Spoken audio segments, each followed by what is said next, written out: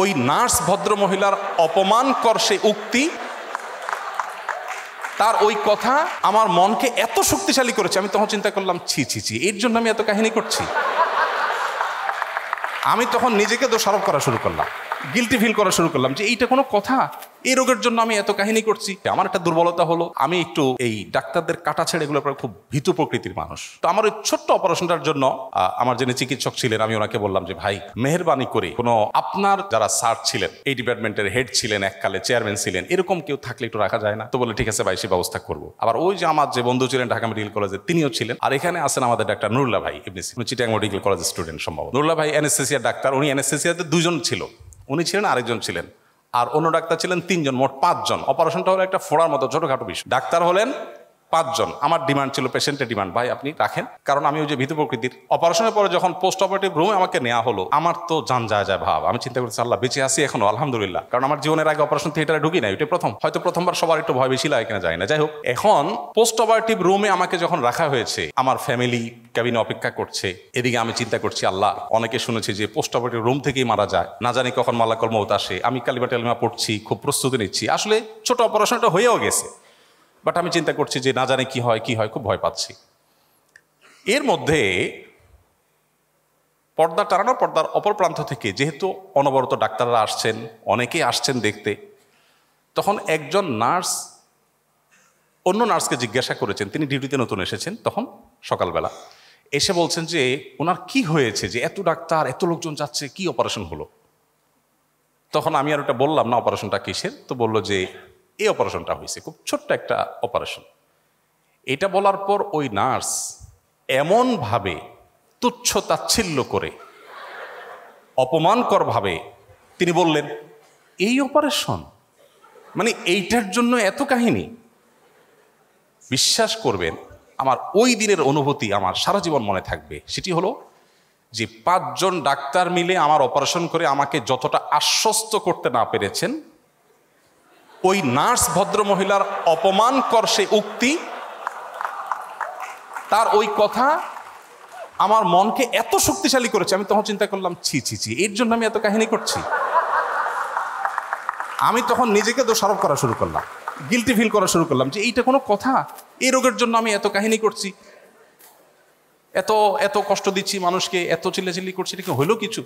ছি ছি ছি। এরপর থেকে নার্স আসুক আর ডাক্তার আসুক, আমি ভাবি ধরতাম না না কিছু হয়, কোনো অসুবিধা নেই, আমি ঠিক আছি, আমি ওকে।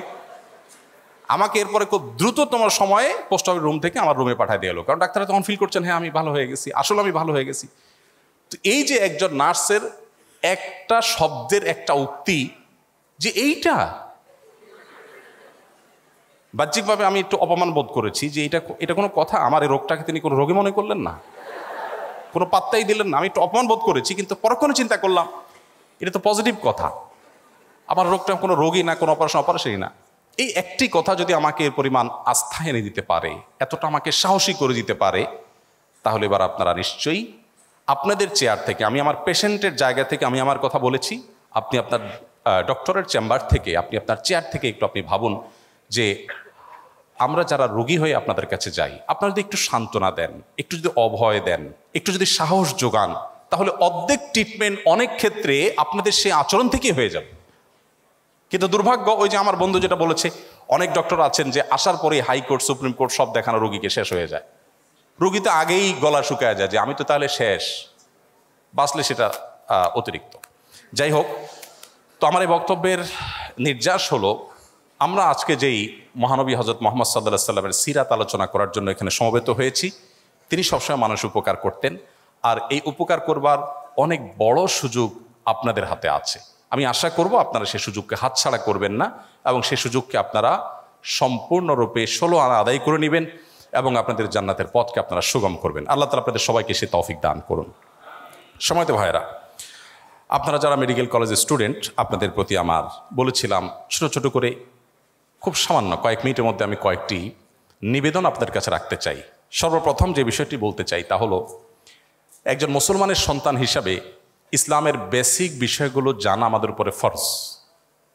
এই ফরজটা আমাদের অনেকের আদায় হয় নাই। আমরা অনেকে এখানে সেই সকাল থেকে এই পর্যন্ত সিরাত সেমিনারে আছি, অনেকে ঘণ্টাব্যাপী বক্তব্য শুনছি, কিন্তু দুঃখজনক হলেও সত্য যে একজন মুসলিম হিসাবে যা না জানলে নয়, এরকম মৌলিক ফরজ বিষয়গুলো পর্যন্ত আমরা অনেকে জানিনি, শিখিনি। আমরা ছোটবেলায় হয়তো কেউ মক্তবে পড়েছি বা হুজুরের কাছে কোরআনটা শিখেছি, আমরা মনে করেছি এটাই বোধহয় ইসলাম শিক্ষা।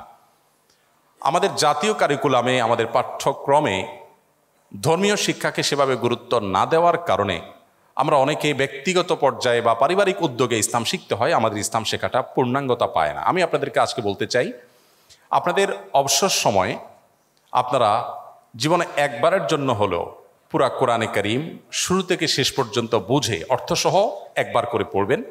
আর প্রিয় নবী সাল্লাল্লাহু আলাইহি সাল্লামের জীবনী, যে কোনো একটা জীবনী, তার জন্ম থেকে মৃত্যু পর্যন্ত পুরো জীবনীটাকে আপনি একবার করে পড়বেন। সেই সাথে কোনো একটা নির্বাচিত হাদিস গ্রন্থ আপনার কাছে থাকতে পারে। আমি ডক্টর আব্দুল্লাহ জাহাঙ্গীর রহমাল্লাহর কথা বলেছি, স্যারের রাহে বেলায়েত বইটি ইসলামকে বোঝার জন্য অসাধারণ একটি বই। এই বইটি আপনার পাঠ্যতালিকায় থাকতে পারে, আরও অনেক ভালো বই আছে। আমি মৌলিকভাবে কোরআনে কারীম এবং সিরাত গ্রন্থটা যেন আপনি পড়ে শেষ করেন, এরপর ইসলামের একদম বেসিক বিষয়গুলো জানার জন্য আপনি চেষ্টা করুন। আজকাল অনলাইনে অনেক কোর্স অফার করা হয়। আপনারা জানেন, আপনাদের এই পেশার একজন মানুষ কিন্তু ডাক্তার জাকির নায়েক, আপনাদের পেশার একজন মানুষ, অর্থাৎ আপনাদের দলের লোক।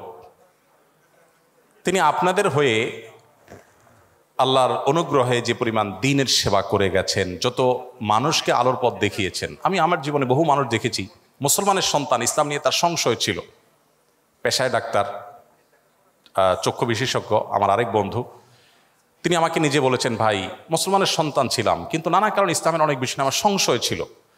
অনেক হুজুরদেরকে জিজ্ঞাসা করেছি, বাট হুজুরদের উত্তরে আমি স্যাটিসফাইড হই নাই। হঠাৎ করে দেখলাম যে টেলিভিশনে স্ক্রল করতে করতে দেখি যে এক ভদ্রলোক একদম আপনার প্যান্ট কোট পরা, আবার দেখলাম নামের শ্বাস ডাক্তার, দেখেছি, দেখলাম আমার জাতি ভাই। তখন একটু মনোযোগ দিয়ে শুনলাম, শুনে দেখি বাহ, একই প্রশ্নের উত্তর উনি দিচ্ছেন, বাট আমি অনেক স্যাটিসফাইড হয়ে যাচ্ছিলাম। যাই হোক, এরপরে তিনি আস্তে আস্তে অগ্রসর হতে লাগলেন। এখন মাশাআল্লাহ দ্বীনের এমন একটা পর্যায়ে চলে গেছেন আমার সে ভাই, যে তাকে দেখে আমার রীতিমতো ঈর্ষা হয় যে তার মতো আমল করতে পারতাম। ভাইরা আমার, আপনারা আপনাদের এই পেশাগত যে দায়িত্ব, যে কাজ, যে ব্যস্ততা, এগুলোর ফাঁক দিয়েও চাইলে দ্বীনের বেসিক বিষয়গুলো আপনারা শিখে ফেলতে পারেন। আপনারা একটু আগে আমাদের শ্রদ্ধেয় কামরুল স্যারের বক্তব্যে শুনছিলেন যে স্যার স্মার্টফোন ব্যবহার করেন না, বাটন ফোন ব্যবহার করেন। মাশাআল্লাহ, অসাধারণ। যদিও এই যুগে শুধু বাটন ফোন ব্যবহার করা মানুষ পাওয়া সোনার হরিণ হয়ে গেছে, তো স্মার্টফোন আমাদের যে পরিমাণ সময় কিল করে, অপচয় করে, অপ্রয়োজনীয় সময় আমাদের খেয়ে ফেলে, শুধু ওই সময় থেকে সামান্য একটু সময় বের করলে আপনি ইসলামের বেসিক বিষয়গুলো জানতে পারবেন। ইসলামকে যদি আপনি জানেন, বিশেষ করে নবী সাল্লাল্লাহু আলাইহি সাল্লামের সিরাত, এটা জানার জন্য আজকে সেমিনার করা যথেষ্ট নয়। আমি আপনাদেরকে আহ্বান করব, আপনি একটি সিরাত গ্রন্থ আপনার জীবনে, সেটা হতে পারে রাহিকুল মাখতুম, সেটা হতে পারে নবী রহমত, সেটা হতে পারে যে কোনো ভালো অথেন্টিক সিরাত গ্রন্থ, ডক্টর আলী সাল্লাবির যে সিরাত গ্রন্থ, সেটা পড়তে পারেন। আর অনেকগুলো আছে। সৈয়দ সুলাইমান নাদবী, তার একটা ঐতিহাসিক সিরাত গ্রন্থ আছে, বাংলা অনুবাদ, নামটা আমি ভুলে গেছি। তো এইগুলোর কোনো একটা যদি আপনার পাঠ্যতালিকায় থাকে, আর সম্ভব হলে একাধিক যদি হয়, আপনি পুরো সিরাত গ্রন্থটা শুরু থেকে শেষ পর্যন্ত পড়েন। আমি আপনাকে আল্লাহর উপর ভরসা করে দায়িত্ব নিয়ে বলতে পারি, আপনি ইসলামটাকে ভেতর থেকে অনুভব করবেন। আপনার কাছে বোঝা মনে হবে না, আপনার কাছে নামাজ পড়াটা বোঝা মনে হবে না, আপনার কাছে ভালো লাগা কাজ করবে। আপনি ইসলামটাকে বুঝে আদায় করলে যে স্বাদ, যে তৃপ্তি, সে অবর্ণীয় তৃপ্তি পাবেন। আপনার ইমানের মিটার তরতর করে অনেক উপরে উঠে যাবে, কারণ